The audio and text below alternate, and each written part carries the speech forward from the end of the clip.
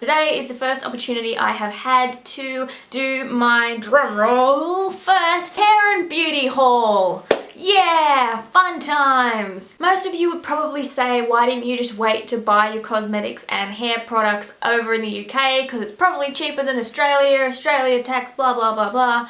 But I have been running ridiculously low on makeup and stuff for the past couple of weeks, so I just went and picked up a couple of items to fill my makeup kit full, ready to go with me on the plane. But I don't really know how to do the whole haul thing, so I'm just gonna get them out individually and go through them. Let's get the show on the road, shall we?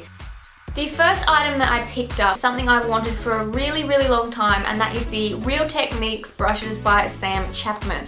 Now, I picked these up on iHerb.com for about $32 with free delivery. I know that's a lot less expensive than it is at Priceline. They're very overpriced in your traditional chemists and drugstores. And I actually got something called Sam's Picks, which comes with a limited edition brush, which I think is this one, that they don't actually sell individually or in other starter packs or sets or stuff like that. So I was pretty chuffed about that. The first one we've got is the Real Techniques buffing brush, which you can use for mineral or liquid foundation just to kind of build coverage. I tend to find that when I put on foundation, I like to do it more with my hands because I just think it's easier to blend than with a brush. I haven't had much luck with good foundation brushes in the past. I've generally been using this for setting powder. The next brush I have is the multitask brush, and I generally use this mostly for blush. That's about all I use it for, really. Sometimes I'll use it for a powder if I've used my buffing brush for foundation and it's wet. The next brush is the setting brush. Usually use it for concealer, just under my eyes, on my top lip, and sometimes, you know, to contour my cheeks. The next brush I have, which I haven't actually used yet, is the pointed foundation brush.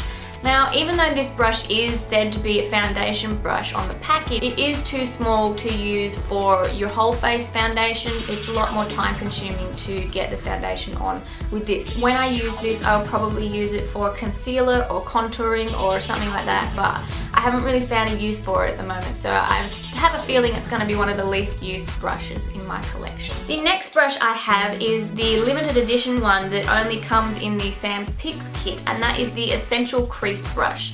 Now, this brush I have been using a lot for eyeshadow. I also like to use this with powder just after I finish doing my eye makeup, just to touch up any mistakes I might have made. And yeah, it also works very well for creases under the eye because you can actually flatten it out and kind of get in the different layers of eyeshadow if you're going for a smoky eye look. So I think this one is a very good brush. The last brush that I have gotten is probably my favorite of all, and that is the fine liner brush. This brush is perfect for the cat eye look, which I do almost every day. I have been trying to master my wings over the past year or so, and this is the first brush I've had that's actually allowed me to get the perfect wing with almost no corrections or time-consuming rubbing off and reshaping. Winged eyeliner, not for everybody. The next item I picked up is one that I've been wanting to try out for so long now, and I finally have, and that is the Revlon ColourStay foundation. The shade of foundation I use generally seems to change throughout the year depending on whether it's summer and, you know, I've got tan skin, or whether it's winter and I go back to my albino vampire pale, which you will see now. But this I think is kind of a great in-between, especially since I'm going overseas. I think this will be good for kind of giving some colour to my face if I'm a little pale, but also if I do end up with some form of suntan, which is not very likely at all, it will also fit in to blend out my skin and match the rest of my neck with that. It did say this was a 24-hour foundation. I have tried foundations in the past that have claimed to be, you know, 12, 16 hours, but have started kind of, you know, to get oily and flaky by the end of the day. But this is the first foundation I've ever tried that actually holds up. The coverage on this foundation is just, oh, it blows my mind. It's just a perfect full coverage, almost to the point where you could go out just with, you know, foundation and concealer, maybe some mascara like I've got now. That's all I'm wearing now. And that's all you really need, because it just evens out your skin tone so perfectly and just stays on all day. And I'm sure it will be a go-to for those early mornings at uni. It's a matte finish, which I just adore. One con would be that it dries very quickly, so when you're blending you have to do it quite fast. So if you're one of those people that, you know, puts dots or little dots of foundation all over your face and then blends them in, that won't work with this. Other than that, it has an amazing matte finish. It has ridiculously long staying power, and it's like your face has been airbrushed when you put this on. It's just amazing. The Revlon ColourStay will usually set you back about $35, which isn't too bad for a drugstore foundation of this quality. I picked it up on sale from Chemist Warehouse for about $20, I think. I hope we will be lifelong partners. That's how good this foundation is. The next item I picked up, which I was super excited to try out, was the Maybelline Fit Me Concealer. I don't generally use concealer for blemishes. What I do use a concealer for is the darkness that I tend to get under my eyes a lot. I also, when I'm sleep deprived, get, you know, puffy bags under my eyes. And I've never actually found a concealer that can properly hide my under eye circles until I met this little guy. It covers up my under eye circles, it covers up the bags under my eyes, all around the best concealer I've probably ever tried at a drugstore price. I actually picked this up when the Maybelline range was having a half price sale, so I got it for about $8, but it usually retails for around $15, which is pretty good for a concealer that does such a great job. I would be happy to pay full price for this because it's just that good. The next product I picked up is the Rimmel London Stay Matte Long Lasting Pressed Powder. Now, pressed powder and I have had a very turbulent and unforgiving relationship. I use pressed powder for literally everything. I think I saw in a Tanya Burr makeup tutorial. Although it has a matte finish, it's not really a heavy powder, which I like. It actually smells amazing as well. It actually makes me feel like I'm not wearing makeup at all, which is a sign of a good powder product. I picked this up in Sandstorm shade. It's a bit darker than what I would usually get, but again, I do like to have a little bit darker than my natural skin color, just so that it will blend out no matter what tone my skin is at throughout the entire year. I picked this up for, I think, about $10 actually. I think this is one of those things where you could just have, you know, 3 or 4 of them going and just pop them in your bag and use them. If you're out on the go and you need to touch up your makeup, this is the guy for you. After I picked that up, I was walking down the aisle and I remember watching in a Lauren Curtis video a review on the Face of Australia translucent loose powder. Now, I wasn't originally looking at picking this up because I didn't know much about it, but I did try it out at the shop, and even though it's actually quite light in its colour compared to my skin tone and what foundation and powder I would generally use, it's very good for if you're doing a smoky eye look and you want to put kind of white touches in the corner of your eye and kind of make your eyes pop. I've also been using it just as a finishing powder, not quite to do touch-ups, but just to kind of set everything and give my face a nice light and translucent glow to go off and start my day with. This was about $15, which is pretty good.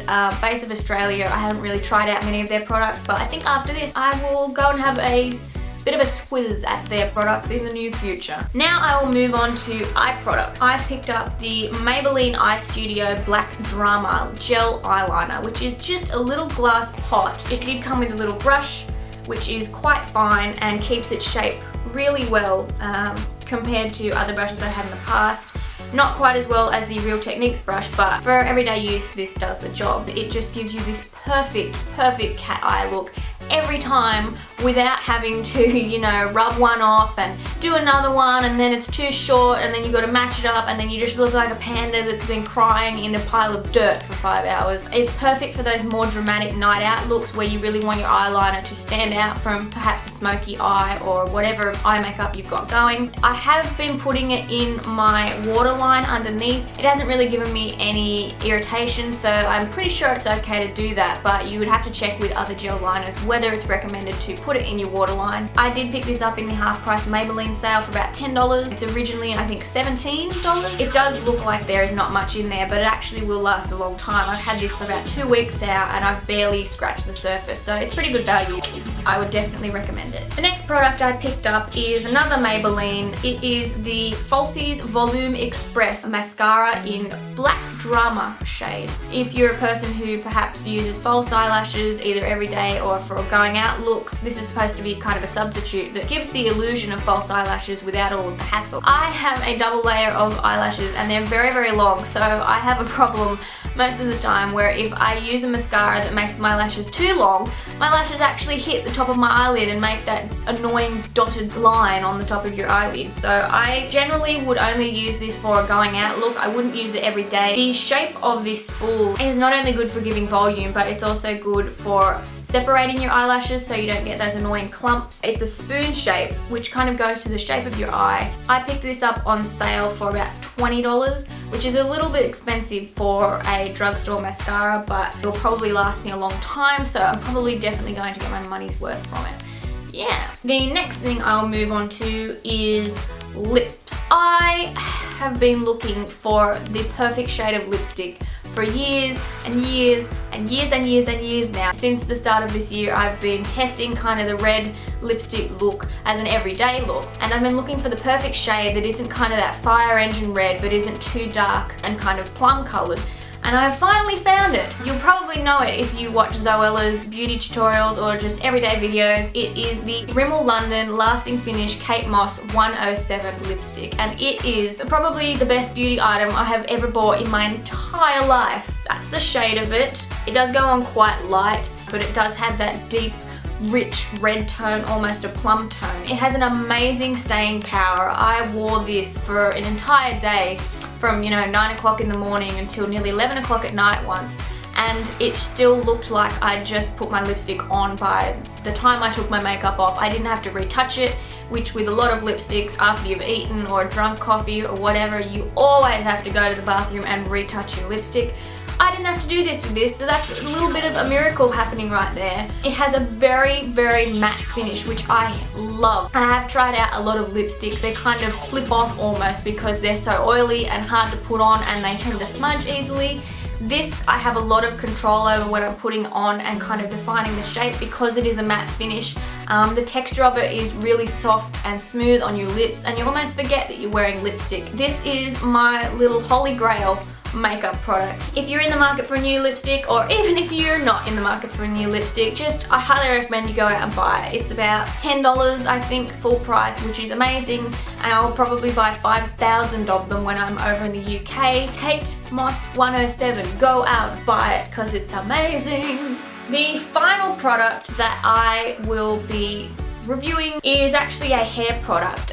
If you saw my vlog a couple of weeks ago, you'll know that I recently chopped all of my hair off. When I came out of the hairdressers, I said, how am I going to get this textured beach curl look with minimal effort when I wake up and have an 8:30 AM class overseas? And my hairdresser gave me this, which is the Kevin Murphy Hair Resort Beach Look Texture Spray. This cost me, I think, $35, which I originally thought was a little bit pricey for a hair product. But since I've started using it, I have definitely realized why it costs a little bit more than your traditional drugstore products, because it is amazing. Wavy, thick, voluminous texture that I was looking for with no effort whatsoever. I literally just sprayed it all over my head and then scrunched it up. It takes 10 seconds to put it on, 20 seconds to style, and it gives you the same look as a half an hour of curling each individual strand of hair to get that kind of beachy textured look. Definitely one of the best hair products I've ever tried out, and I will definitely be looking into more of the Kevin Murphy range when I get back to Australia next year. I will put a link down below to each of the products that I bought and the website I bought them from,